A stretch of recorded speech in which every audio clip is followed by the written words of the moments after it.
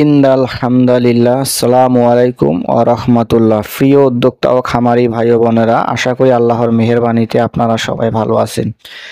আপনারা মুরগি লালন পালন করেন, কিন্তু হঠাৎই দেখা যায় অনেক মুরগি একসঙ্গে মারা যেয়ে থাকে। একটাই কারণ, ভ্যাকসিনেশন। আপনারা অল্প টাকা ব্যয় করে মুরগিগুলোকে কিভাবে সুস্থ রাখবেন, এই কাজটি শুধু আপনারা করেন না।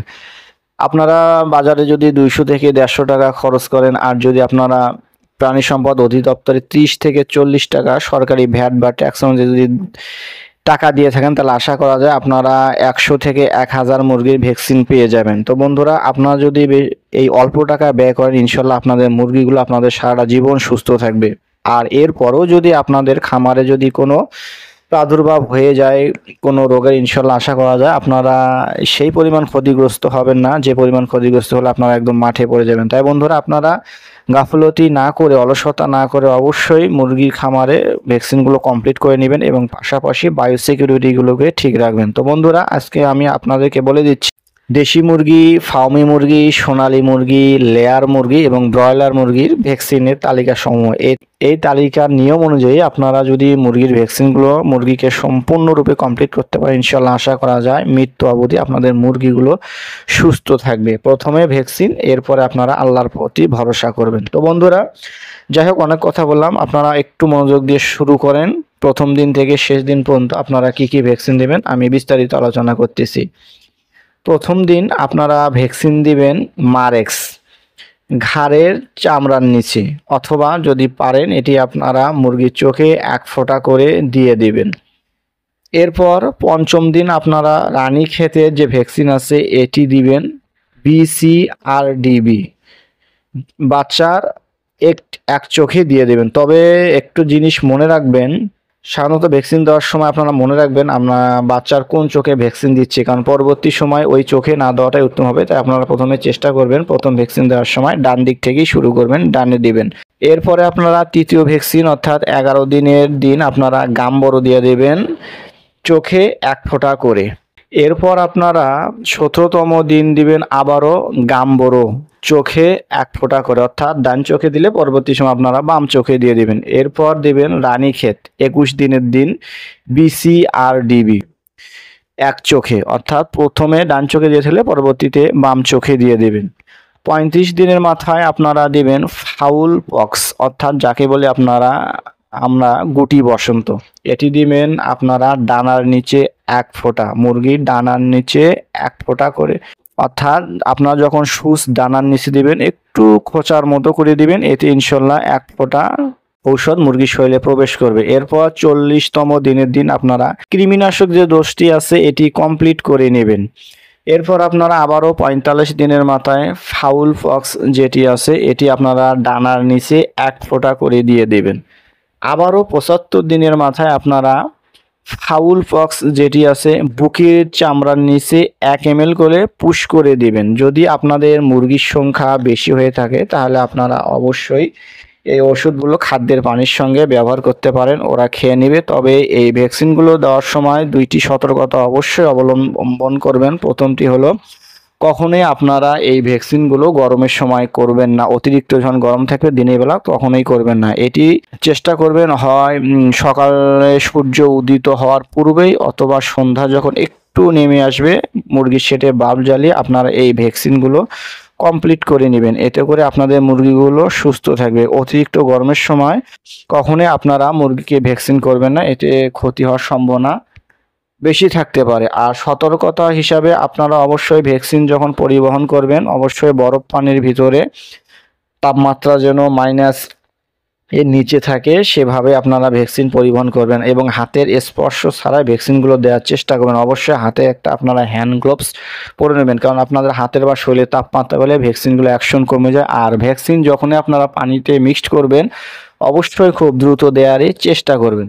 ভ্যাকসিনের ক্ষেত্রে অবশ্যই আপনারা সতর্কতা অবলম্বন করবেন। এক্ষেত্রে আপনারা অবশ্যই ভ্যাকসিনকে কখনোই বেশিক্ষণ সময় বাইরে উন্মুক্ত অবস্থায় রাখবেন না, এবং পরিবহনের ক্ষেত্রে আপনারা অবশ্যই ভ্যাকসিনকে আপনারা বরফ পানির মাধ্যমে ঘরে আনার চেষ্টা করবেন অথবা খামারে নিয়ে যাওয়ার চেষ্টা করবেন, এবং সবসময় -0 ডিগ্রি তাপমাত্রার নিচে রাখার চেষ্টা করবেন। এরপরে আপনারা ভ্যাকসিনে অতিরিক্ত পানি কখনোই ব্যবহার করবেন না। অ্যাম্পুলের গায়ে যে পরিমাণ পানির কথা দেয়া আছে ঠিক অনুরূপ এই পরিমাণ পানি আপনারা ব্যবহার করে থাকবেন।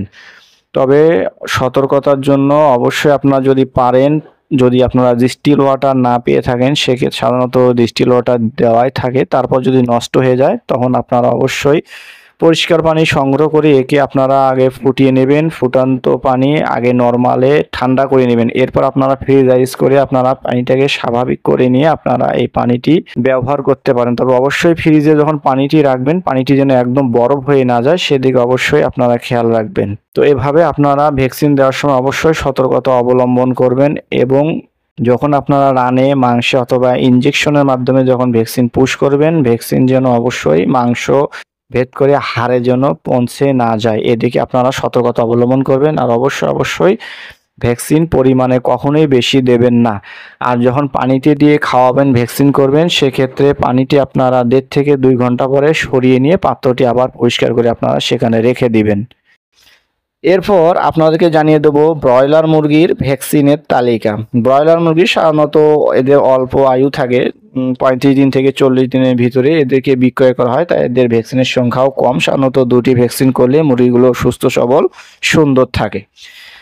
এজন্য আপনারা 3 দিন থেকে 4 দিনের মধ্যে আপনারা BCRDB এই ওষুধটি 1 ফোঁটা করে চোখে প্রয়োগ করবেন আপনারা।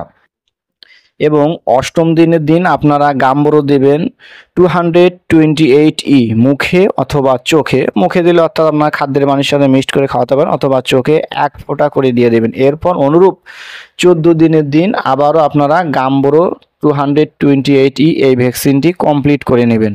এরপর সর্বশেষ 21 দিনে আপনারা রানীক্ষেতের যে ভ্যাকসিন আছে BCRDB চোখে 1 ফোঁটা করে দিয়ে দেবেন। ইনশাল্লাহ আশা করা যায় এভাবেও আপনাদের ব্রয়লার মুরগিগুলো সম্পূর্ণ সুস্থ থাকবে। তো প্রিয় বন্ধুরা, এর পাশাপাশি আপনারা যারা হাঁস লালন পালন করে থাকেন খামারি অথবা শখের বশে, তাদেরকেও আমি বলে দিচ্ছি হাঁসের ভ্যাকসিন সাধারণত 2টি করলেই যথেষ্ট। এই ভ্যাকসিন দুটি হলো ডাক কলেরা এবং ডাক প্লেগ। এই দুটি মূলত মহামারী রোগ। সাধারণত সবচেয়ে বেশি ভয়ানক হলো ডাক প্লেগের হাঁস দেখবেন সাধারণত হাঁস ঝিম মেরে বসে থাকবে প্রথম অবস্থায়। এরপর দেখবেন যে হাঁসটি কাঁপতে কাঁপতে মানে শরীর বাঁকাতে কাঁপাতে ও একসময় পড়ে ধপ করে মারা যায়, এবং দেখা যায় ঘন্টা খানেকের ভিতরে খামারে প্রায় সব হাঁসে শেষ হয়ে থাকে। সাধারণত এটি গরম হলে বেশি হয়ে থাকে। তো প্রিয় বন্ধুরা, আপনারা সবার প্রথমে হাঁসের বাচ্চাকে সুন্দরভাবে ব্রুডিং করে নেবেন। এরপর আপনারা 21 দিন থেকে 28 দিন প্রথম অবস্থায় আপনারা 1 সিসি করে বুকের মাংসে প্রয়োগ করবেন ডাক প্লেগ রোগের যে ভ্যাকসিনটি আছে এটি প্রয়োগ করবেন 1 সিসি করে। এরপর আপনারা 15 দিন পরে অর্থাৎ 36 থেকে 43 দিন বয়সে 36 থেকে 43 দিনের বয়সের মধ্যে আরেকটি আপনারা ডাক প্লেগের ভ্যাকসিন কমপ্লিট করে নেবেন অনুরূপ 1 সিসি করে বুকের মাংসের নিচে। এবং এভাবে আপনারা যদি ডিমের জন্য হাঁস লালন পালন করেন 4 থেকে 5 মাস পর আপনারা এই কিল ভ্যাকসিনটুকু করে নেবেন। এরপর আপনারা করবেন ডাক কলেরা। এই ভ্যাকসিনটি আপনারা অবশ্যই 45 থেকে 60 দিনের মধ্যেই আপনারা করবেন 1 সিসি করে চামড়ার নিচে। যে কোনো চামড়ার নিচে আপনারা দিতে পারেন, এটি রানের চামড়ার নিচেও দিতে পারেন, ডানার চামড়ার নিচেও দিতে পারেন। এরপর বুস্টার ডোজ হিসেবে আপনারা আবার 15 দিন পর অর্থাৎ 60 থেকে 65 দিনের মধ্যে আপনারা এই ভ্যাকসিনটি আবার করে নেবেন। এবং অনুরূপ 4 থেকে 5 মাস পর আপনারা এই কিল ভ্যাকসিনগুলো করে নেবেন, যদি অবশ্যই আপনারা ডিমের জন্য লালন পালন করে থাকেন। কারণ সাধারণত আমরা মাংসের জন্য হাঁস বেশি দিন লালন পালন করি না, আমাদের মাংস ধরে গেলে আমরা বাজারে বিক্রয় করে দেই। তো প্রিয় বন্ধুরা, মুরগির ভ্যাকসিনে আরেকটি কথা আমি বলে নিচ্ছি। প্রথম যখন আপনাদের 75 দিন অথবা 90 দিনের ভিতরে যে ভ্যাকসিনগুলো কমপ্লিট হয়ে গেল, এরপর আপনারা 3 থেকে 4 মাস পর বিশেষ করে যারা ডিমের জন্য মুরগি লালন পালন করে থাকেন, কারণ মাংসের জন্য মুরগি লালন পালন আমরা সাধারণত 2.5 মাসের মধ্যে বিক্রয় করে দিই। এই জন্য ডিমের জন্য যারা লালন পালন করেন তারা অবশ্যই রানীক্ষেতের যে কিল ভ্যাকসিন আছে এটি আপনারা 3 থেকে 4 মাস পর করে অবশ্যই করবেন, এবং এটি করবেন রাতের বেলা করলে সবচেয়ে বেশি ভালো, কারণ রাতের বেলা ঠান্ডা থাকে।